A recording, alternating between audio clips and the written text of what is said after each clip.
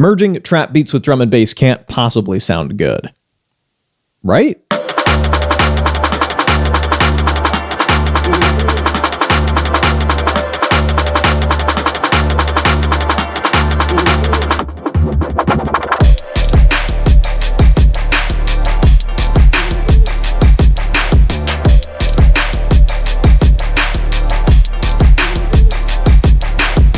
To be fair, this almost certainly has been done before multiple times, but there are some interesting solutions that come up when you try to solve this oddly specific problem of getting the two styles to match. So we start our journey into genre mashups at 170 BPM, standard drum and bass tempo, and we start with a chopped up break, in this case from a Maschine kit, but you can get these many places. And now that we've got all these elements, there are a bunch of different ways that we can rearrange them. This is what it sounds like isolated in this first section. And I should mention that to match the BPM better, each chop is pitched down a semitone, aka slowed down a little bit, and most of these are sent to the same mute group. Then over this entire drum program, I've layered a bunch of effects. That includes a compressor, air flavor,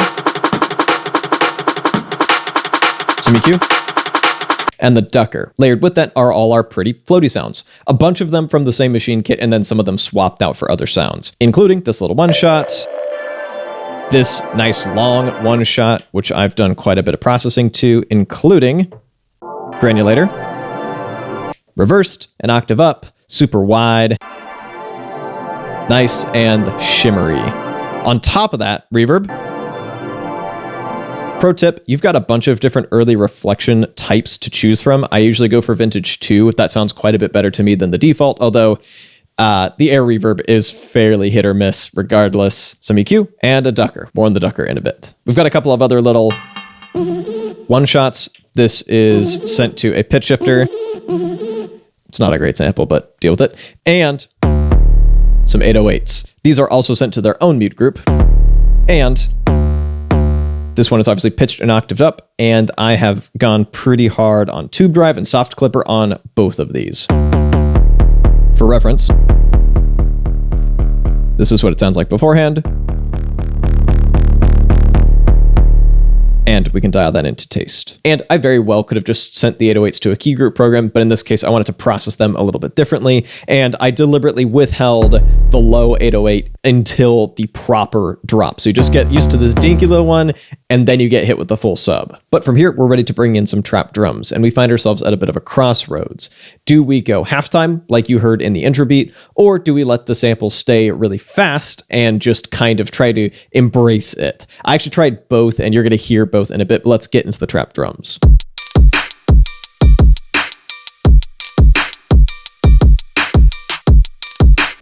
Most of these are from another Maschine kit, although I've swapped out some elements, including this kick. And as per usual, the thing that really makes trap kicks knock is soft clipping.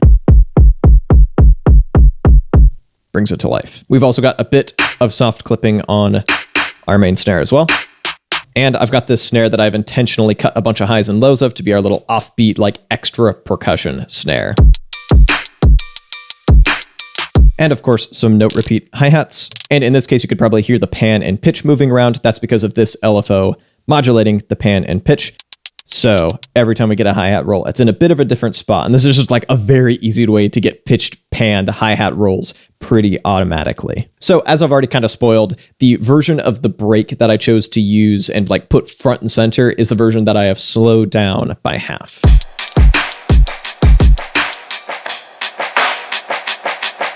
And that's done through a combination of pitching and time stretching. I'm letting pitching everything down an octave do most of the heavy lifting, and then I've just made minute adjustments with time stretching just to get everything to really be in that pocket. And this is what really sold me on this idea, is this grimy break creating this really nice groove. So here's what happens if you go double time. And this is my best attempt at getting all that to merge while still keeping both the drum and bass and trap identities clear.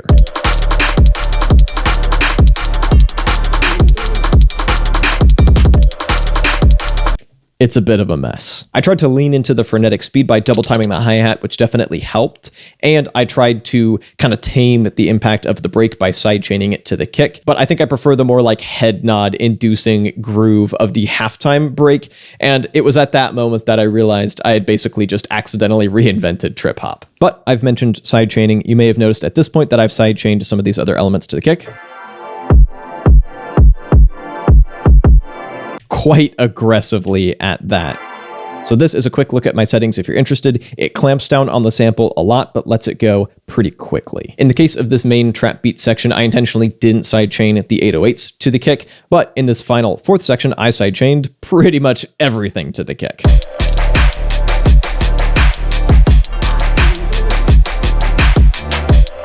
So I think this works because, for one thing, we've gotten the drums to play nice together, the grooves are fairly compatible, the tempo works for both genres, and the thin break can float right on top of the punchy kick and snare without being overpowered.